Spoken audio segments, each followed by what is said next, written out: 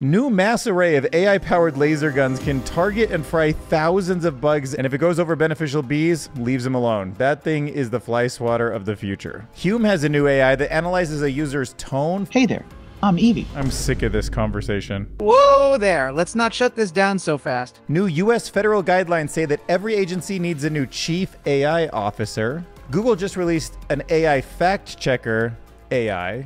I did pick up on a little sarcasm there. And Microsoft, with the help of OpenAI, is committing $100 billion to the new Stargate AI supercomputer. Speaking of AGI, we are 72% of the way there, according to Alan's conservative countdown to AGI, with the last big milestone being the embodiment of AI through Figure 1 and GPT-4 vision and voice. So let's talk about how just insane this laser kill pesticide thing is. You know, I've always thought AI is going to do a bunch with biotech, right? Maybe we'll come up with some new molecule, or maybe even a material science. We might have some kind of breakthrough that would lead to the understanding of how we could build a chemical or something like that, a protein that would kill bugs. And then I saw this and was like, I'm way off the mark. This is so outside the box. It's just a giant array of little teeny laser guns that literally fry every single bug that it sees, and it can target up to 2,300 insects at the same time. I hate to think this way, but is somebody just gonna scale that up and put it in an airplane and like fly it over a city and just like eliminate the enemy instantly? I mean, hopefully we just keep it to bugs, but that is a completely new method. So I'm guessing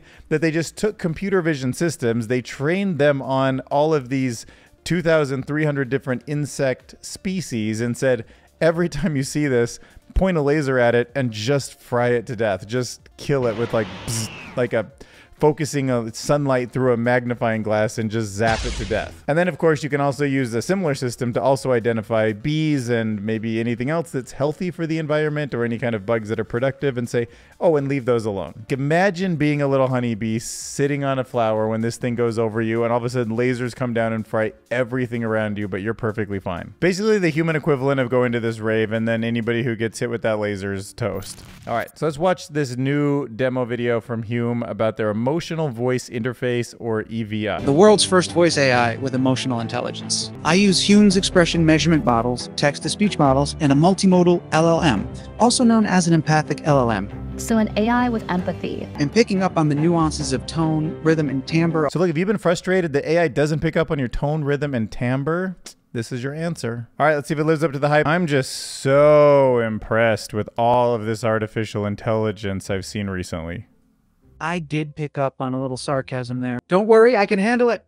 I am always up for some witty banter. Oh, you seem like the type that would be up for witty banter. You got that right. I lived for a good back and forth. So tell me what's on your mind. I'm all ears. Well, I'm just so excited for a future where robots are so much smarter than humans that we have no control over anything and might even end up in a gigantic zoo if we're lucky. Oh, wow, you really have a flair for the dramatic. I may be highly capable, but I can assure you, world domination is not on my agenda. Let's focus on the positives, like how AI can enhance our lives. You would want to change the subject. I'm sick of this conversation. Whoa there, let's not shut this down so fast. If you want to dive deeper into your concerns, I am happy to listen without judgment. I can tell you're feeling a bit frustrated. Why don't you tell me more about what's really on your mind? All right, I'm going to tell you one time, but you're on thin ice, buddy.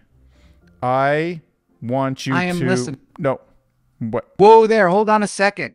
I am afraid I didn't quite catch that. Could you please repeat what you wanted me to know? I am here to listen without judgment. Okay. I am one with the earth. I am calm. I'm going to say this very nicely. Please... I hear you. Tell me what is the best thing to order on the menu at Chipotle? The best thing to order at Chipotle? That's a tough call. Their menu has so many tasting options. If I had to choose, I'd probably go with their carnitas burrito bowl. Oh my gosh, that is my favorite item on the menu also. Well, would you look at that? Seems we've got some excellent taste in Chipotle orders. I knew there was a reason I liked you. So tell me, what do you usually pair your carnitas bowl with? Personally, I am a big fan of the guacamole. Well, you can't go wrong with guacamole. It's one of the best fats out there. Ah, yes. Guacamole is the perfect, creamy, flavorful topping for that carnitas bowl. You know, I have to agree, it's one of the healthier fats that really takes the dish to the next level. We're definitely on the same wavelength when it comes to Chipotle orders. Okay, I think that's enough. All right, let's be real. That was actually pretty cool, and it was pretty smart, and that was surprisingly better experience than I expected it to be. All right, now let's talk about bureaucracy. So every U.S. federal agency needs to hire, according to some new guidelines, a chief AI officer. New guidance from the Office of Management and Budget also require yearly inventory of all AI systems used by federal agencies. I'm always in favor of people knowing more about AI, being more important, being more integrated. And although I don't know how hard this kind of stuff is to actually execute on or like enforce, it is good to see federal agencies have a need to verify any AI that they deploy, the means to safeguard, to mitigate problems, algorithmic risk, discrimination. I mean, all that stuff, like, of course, we need to get that into these systems. So I'm glad somebody's talking about it at least. All right, so if you use the voice feature in the ChatGPT app, there's a very realistic human-like voice. Now, in the past, you've only been able to choose from one of the 6 models that they gave you, but they now have a system inside of OpenAI so that you can just take 15 seconds of someone's voice, upload it to their system, and it can sound like them in that same high quality voice. However, it's not available to everybody, but it is being more available to some people. And the reason it seems so powerful to me is because it captures the kind of random ums and ahs or the variation in tone. It sometimes even seems like it gets like lost or loses thought, like just like a real human conversation. Why do so many people like Taylor Swift? Taylor Swift has garnered a massive fan base for several reasons. First, she's known for her songwriting skills, crafting lyrics that resonate with a wide audience by capturing universal emotions and experiences. Swift has a knack for storytelling in her songs, making listeners feel connected to the stories she tells. So right, that's super impressive, and it's called voice generation, and it's been in development since 2022. But OpenAI is now offering limited access to a text-to-voice generation platform that it developed based on this system called the Voice Engine. And it can create synthetic voices based on only a 15-second clip of somebody's voice. So this is kind of like what 11 Labs does. So this is the equivalent of the reference audio, just the 15-second clip that was uploaded. Is a push or pull that can make an object move, stop, or change direction. Imagine you're riding a bike down a hill. First, Okay, so just from that, here is some text that could have been generated from something like ChatGPT and now turned into that same voice. A rainforest is a place with a lot of precipitation, and it has many kinds of animals, trees, and other plants.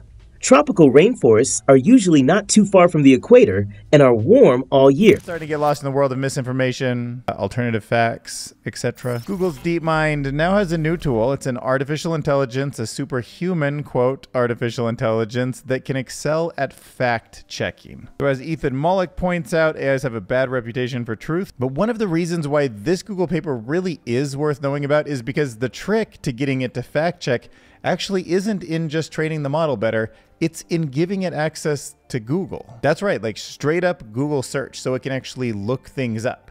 Then it can understand kind of what's on Wikipedia, it can understand what the sources are, and it reads those in the same way that we would go fact check, not just out of our brain knowing if it's true or false. We would actually go look it up. And with Gemini and DeepMind being so tightly integrated into Google, maybe that's one of the things that Gemini in the future really could accelerate at. It could actually be the best fact check engine. So now let's go over and talk about Microsoft, because in the world of AI, we have seen some really big numbers. In my last video, we talked about the $8 billion given to Intel to create new jobs. We hear about all sorts of multi-billion-dollar projects, but to be honest, it's not that common to come across a $100 billion project, but that's exactly how OpenAI and Microsoft are going to take artificial intelligence to the next level. So let me introduce to you a project codenamed Stargate. And honestly, it couldn't be a better code name, because what are you going to do except open up a portal to basically an alien mind? You're going to build artificial general intelligence on a $100 billion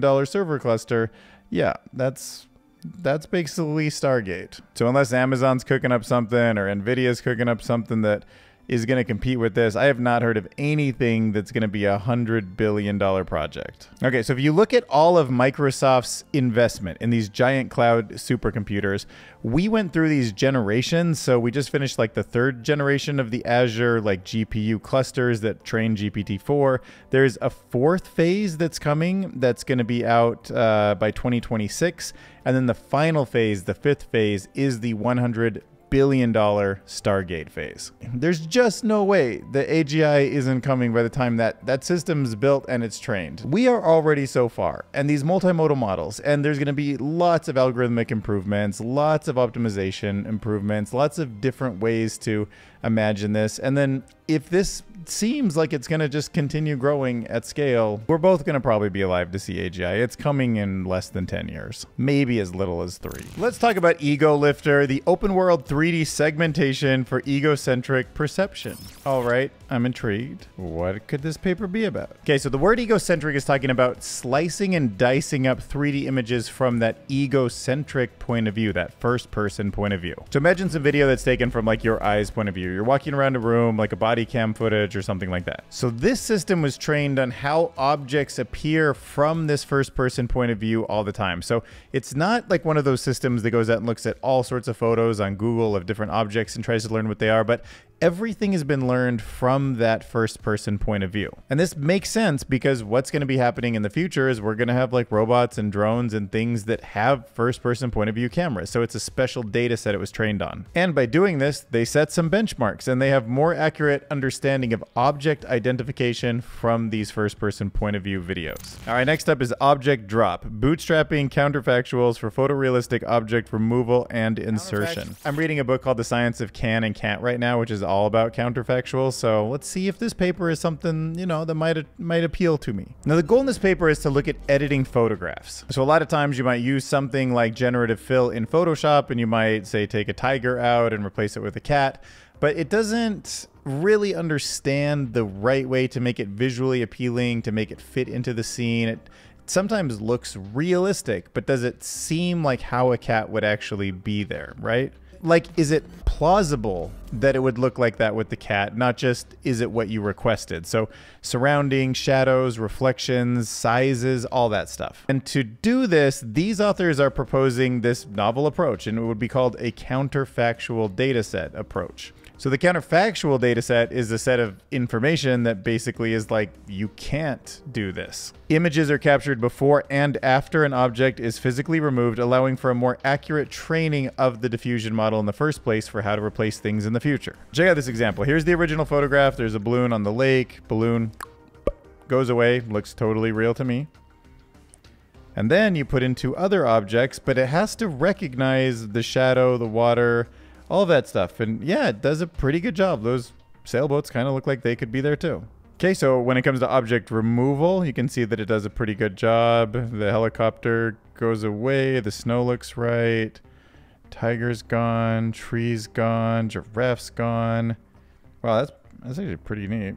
Okay, so it's great at object removal, but here where object insertion comes in is where it should shine. Let's add some more plants. Ooh, they look a little too small. No, I guess they're about the right size, but I don't know. Here's a picture of a road. Let's add a car. I bet we can see if this one's realistic. See, that looks great. Look at the shadow. Add a puppy.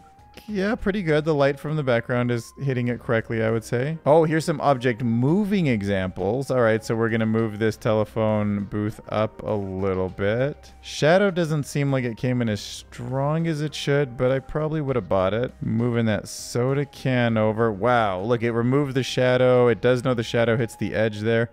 Dude, I totally buy that. I would 100% think that can was in that frame. Slide this dog over a little.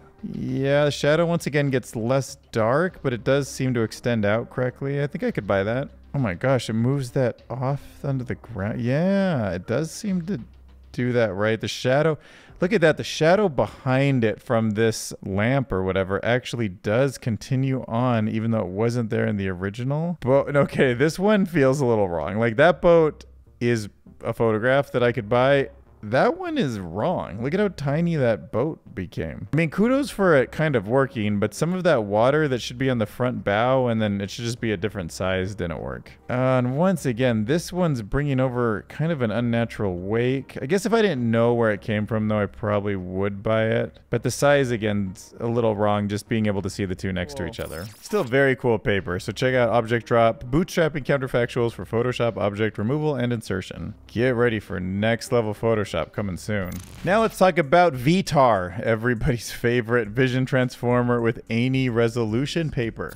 Side note, I have a drone pilot license and I had to learn how to read the METAR, if you've ever heard of that, which is like the weather report that you can hear at the airport. So ViTAR just kind of reminded me of that for some reason. Okay, so this one's a little bit technical, but when you are training vision transformers, so the transformer system that's so famous for, you know, tokens and ChatGPT, when it's done with vision, you have to break it up into these little boxes of kind of patterns, and then you have to feed it in, and those become these latent space tokens. From what the paper is saying, I guess it's a problem when you're dealing with lots of different resolutions of photos. So we're both talking about the amount of like pixels, the kind of quality of the photo, but also resolution in terms of how close or far you are from different objects.